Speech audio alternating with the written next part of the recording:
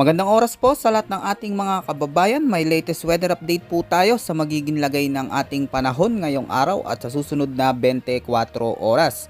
Ano nga ba ang inaasahan natin magiging panahon ngayong araw mga kababayan, at may namomonitor na nga ba tayong pamumuo ng sama ng panahon o posibleng bagyo na pwedeng pumasok sa loob ng ating Philippine Area of Responsibility sa mga susunod na araw?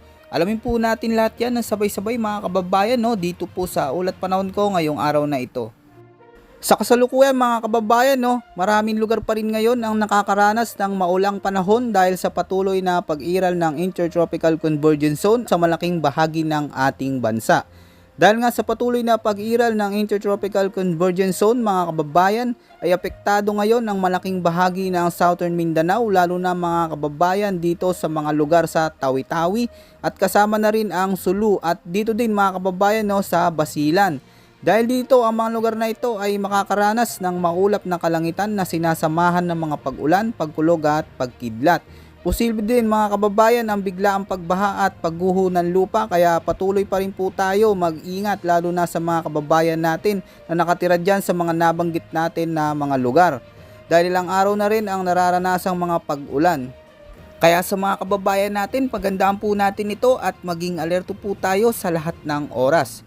Samantala mga kababayan, dito naman sa bahagi ng Babuyan Islands at Batanes ay asahan po na magiging maulap ang kaulapan na may katamtaman na mga pag-ulan pagsapit ng hapon o gabi.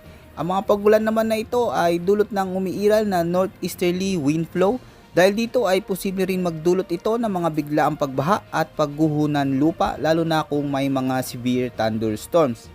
Samantala dito naman mga kababayan sa Metro Manila at sa natitira pang bahagi ng ating bansa ay asahan po na magiging maulap hanggang sa madilim na kalangitan na may mga isolated rain showers at thunderstorms, lalo na pagsapit ng hapon o gabi. Ang mga pagulan naman na ito ay dahil naman sa patuloy na umiiral na easterlies. Dahil sa mga pagulan na dala nito ay hindi inaalis ang tsansa ng mga biglaang pagbaha at pagguho ng lupa, lalo na kung magdudulot ito ng matitinding pag-ulan.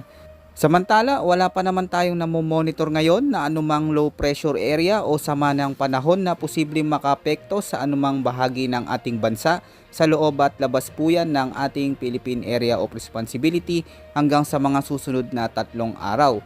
Bukas naman mga kababayan, sana magpapatuloy pa ang malinsangang panahon o mainit na panahon na may paminsan-minsang mga pag-ulan, lalo na pagsapit ng hapon o gabi sa malaking bahagi ng ating bansa. At muli po, pinag-iingat po natin ang mga kababayan natin sa banta ng mga biglaang pagbaha at pagguho ng lupa. Yan po muna ang ating pinaka-latest weather update at ulat panahon ngayong araw mga kababayan ko. Ito po ang inyong weather forecast ng bansa. Maraming salamat po at ingat po sa ating lahat.